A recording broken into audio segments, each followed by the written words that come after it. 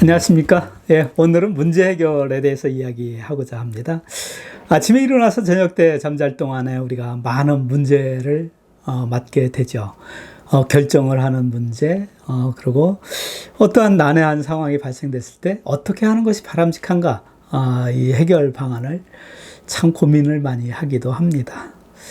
우리가 문제 해결하는 데 있어 갖고 사용되는 툴들이 있습니다. 이 툴을 좀 제대로 사용하면 상당히 효과적으로 문제의 해결점을 찾을 수도 있고, 그러한 툴을 알므로써 어떤 모임 같은 데서도 효과적으로 어떤 결정을 하는데 리더할 수도 있고, 이런 장점이 있습니다.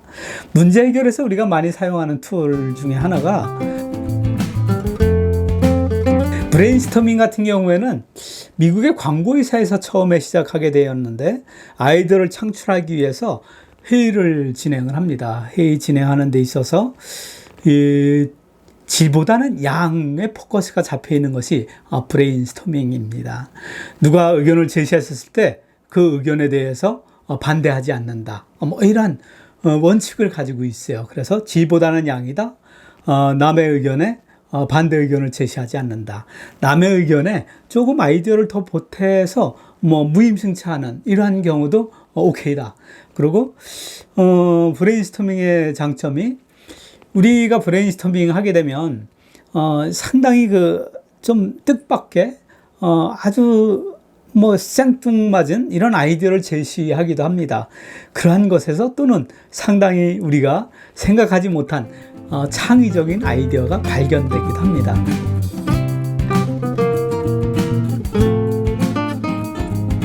포스트잇에 하나의 아이디어를 적습니다. 그래서 포스트잇에 생각나는 대로 아이디어를 적어서 제출을 합니다.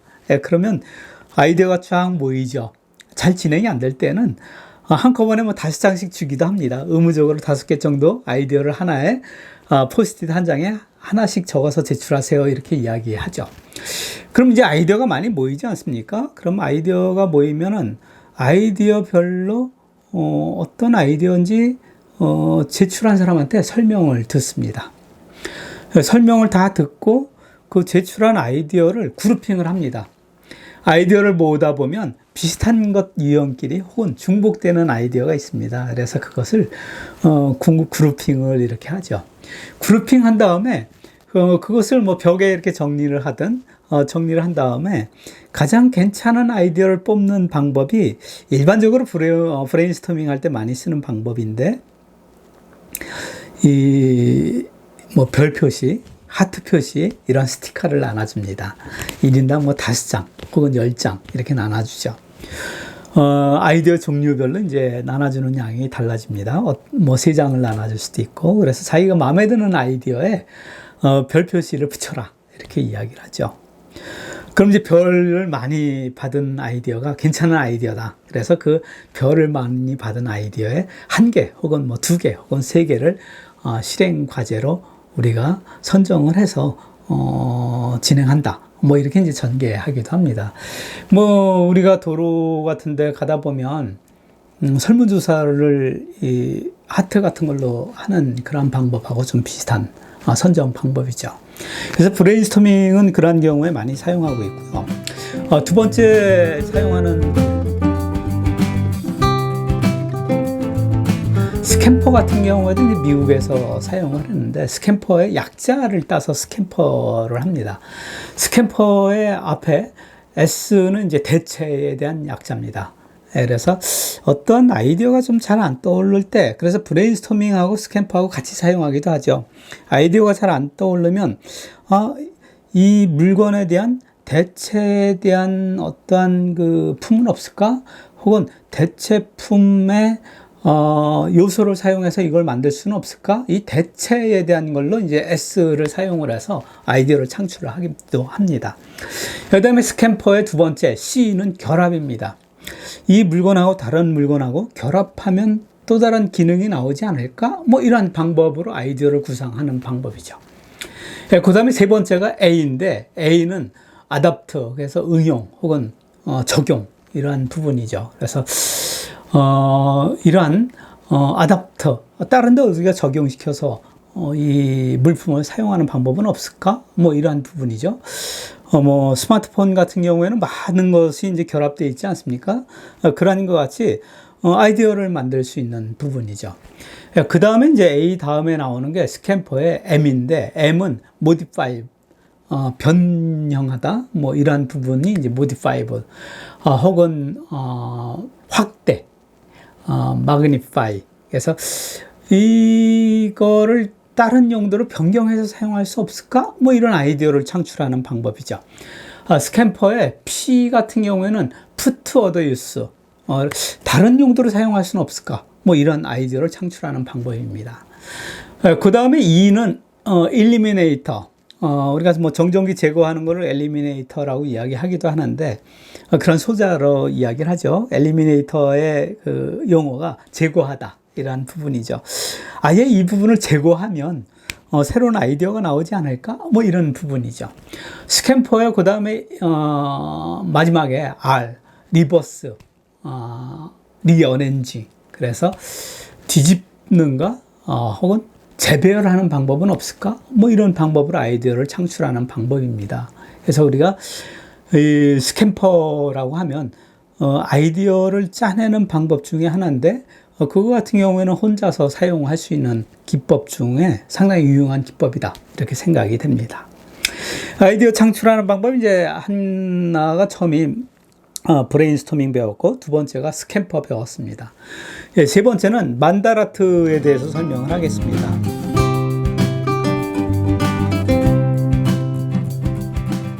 만다라트 같은 경우에는 내가 생각하고 있는 어떠한 거에 과제를 가운데다 적습니다.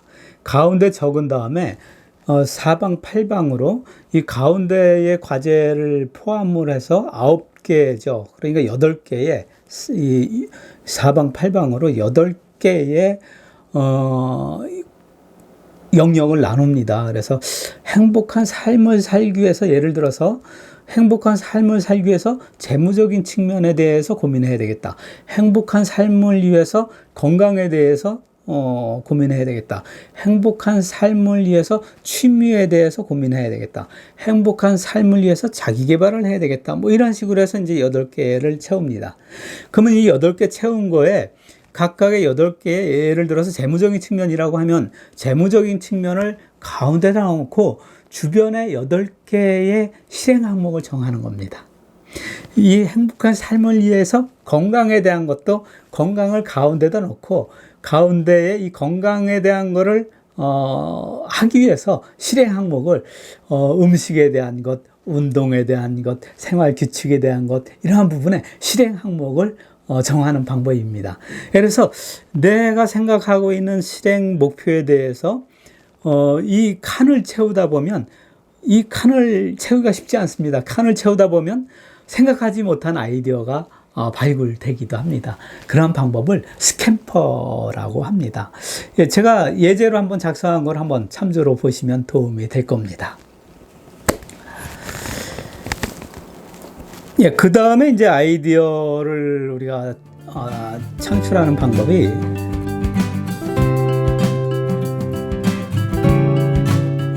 로직 트리를 많이 이야기합니다. 로직 트리 같은 경우에는 컨설팅 하는 사람들도 많이 사용을 하는데, 로직 트리는 크게 3가지로 나눠집니다. 예, 로직 트리에 목록을, 무엇을 찾기 위해서 하는 것이 이제 목록형 로직 트리다. 그래서 what 트리라고 이야기를 하고요. 그리고 어떤 문제가 발생됐을 때 원인을 찾기 위해서 로직 트리를 사용을 합니다. 로직 트리의 원인을 찾는 것을 우리가 why 트리라고 이야기를 합니다. 예, 그리고 대책을 수립하는 목적으로 로직 트리를 사용하기도 합니다. 그때 우리가 사용하는 것을 how 트리 혹은 how to 트리라고 이야기를 합니다. 그래서 로직 트리 같은 경우에는 원인이라고 하면 이 문제가 발생된 원인에 이것이 어떤 문제가 발생됐을까 해서 영역을 나눈 다음에 각 영역별로 어떠한 근본적인 원인이 있을까를 찾는 겁니다. 다음 영역에 대해서 어떤 원인이 있을까 찾는 겁니다. 다음 영역에 대해서 어떤 원인이 있을까 찾는 방법입니다. 그래서 이 영역을 나눌 때 우리가 MEC 방법으로 영역을 나눕니다. 중복되지 않고 누락되지 않게. 그래서 이 영역을 나눈 다음에 각 영역에 근본적인 원인을 찾는.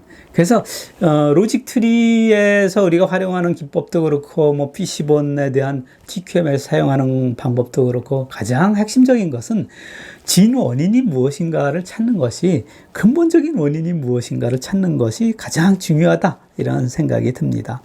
근본적인 원인을 찾게 되면 대책이 명확해지고 대책을 수립해서 전개한다고 했었을 때 효과가 상당히 확실하죠. 그런데 이제 원인을 잘못 찾는다고 하면 잘못된 대책을 전개하게 됩니다. 예, 그래서 우리가 문제 해결에서 가장 중요한 것, 가장 시간을 많이 들여야 되고 가장 제대로 분석해야 되는 부분은 핵심적인 진짜 원인이 무엇인지를 찾는 것이 핵심이다, 이렇게 생각이 됩니다.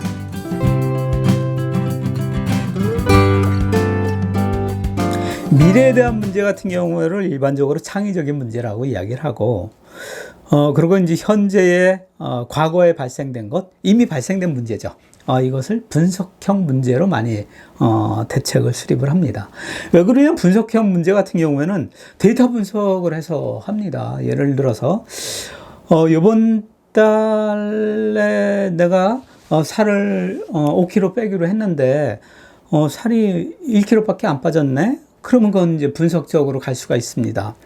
내가 목표 세운 거에서 못한 거가 내가 식사를 많이 했는지, 운동을 적게 했는지, 생활 리듬이 안 맞는지, 뭐 스트레스나 이러한 쪽에 있는지, 이런 거를 분석을 할 수가 있고, 내가 잠을 어느 정도 자는지, 하루에 잠자는 시간을, 데이터를 좀 뽑아서 숫자로 비교해 볼 수도 있고, 분석적으로 가져갈 수가 있죠. 근데 창의적인 문제 같은 경우에는 미래의 문제를 많이 하는데, 그것은 아직 문제가 발생 안 된 케이스를 많이 하죠. 현재 문제는 아니지만, 내가 나중에 취업을 제대로 하기 위해서 학교를 졸업한 다음에 취업을 제대로 하기 위해서, 내가 취업이 잘 안 된다고 했었을 때, 문제가 발생되니까 지금은 문제가 발생되지 않았죠. 그렇지만, 미래를 위해서 내가 어떤 대책을 세워서 어떻게 전개하는 게 효과적인가 할 때가 창의적인 문제에 많이 활용이 됩니다. 그래서 미래에 대한 문제를 창의적인 것 이렇게 이야기를 하는데 사실은 문제의 특성에 따라서 달라지죠. 그래서 창의적인 문제와 분석적인 문제.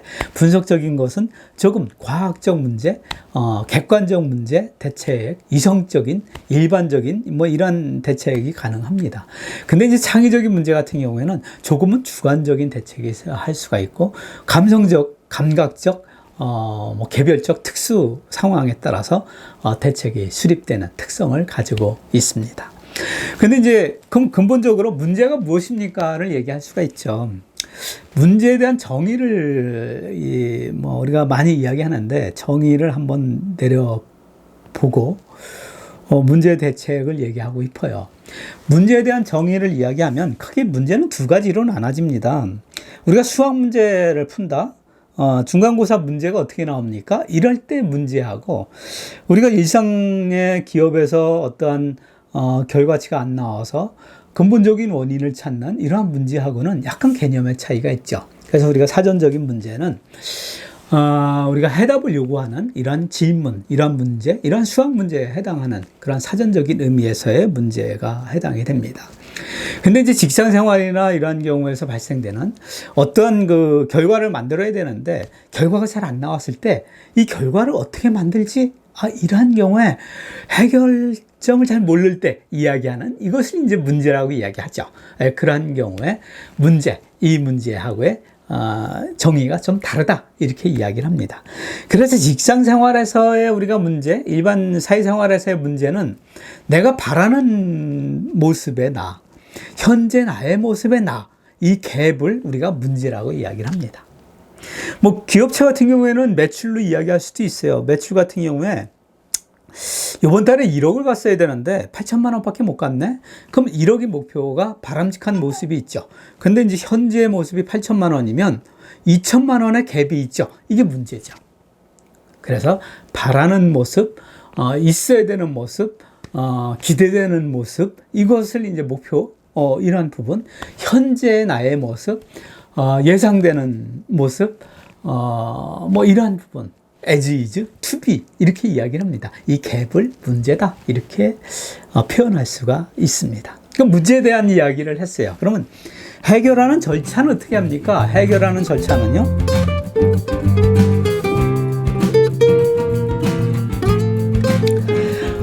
우리가 문제 해결에 대한 절차가 여러 가지로 나눠져요. 근데 NCS 같은 경우에 이제 기업체 시험을 보면 NCS에 기반해서 지문을 많이 하기도 하죠. NCS 기법의 문제는 크게 5가지 단계로 이루어집니다. 첫 번째, 문제 인식. 두 번째, 문제에 대한 도출.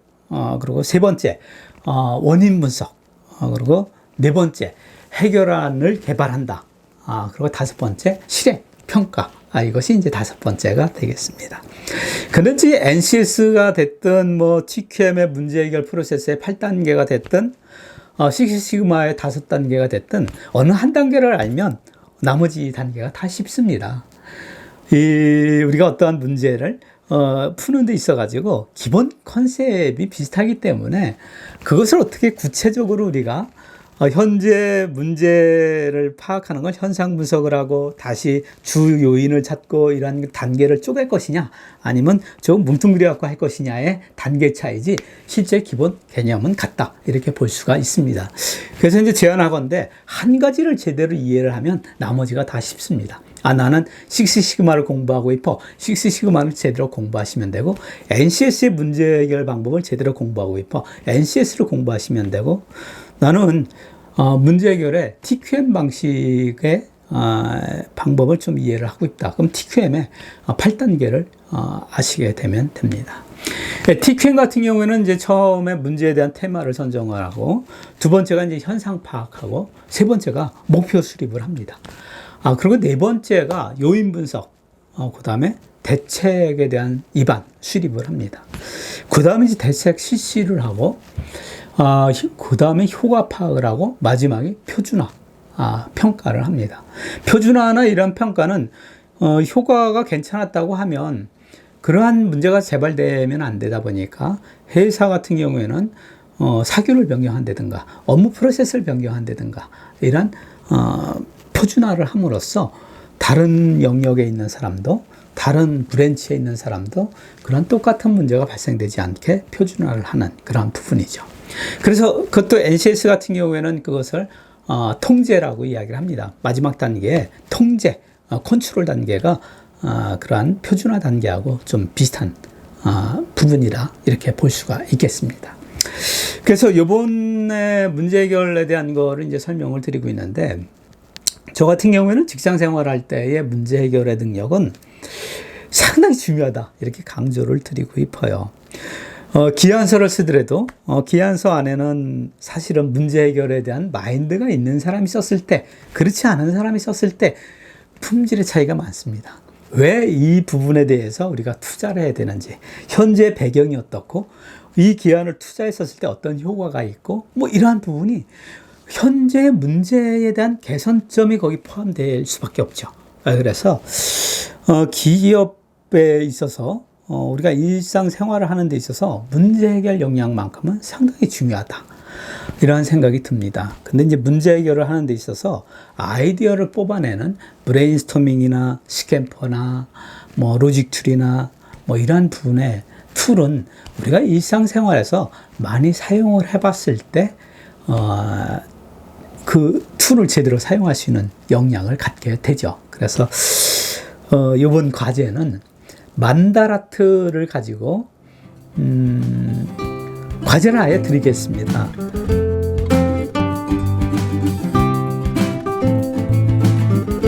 이번 여름 휴가를 즐겁게 보내는 것을 목표를 잡고 이번 여름 휴가를 제대로 즐겁게 보내기 위해서는 뭐 예상되는 비용에 대한 것, 그럼 비용에 대한 거에 대해서 어느 정도 확보하기 위해서 실행에 대한 거를 8가지의 실행 항목을 정할 수가 있겠죠.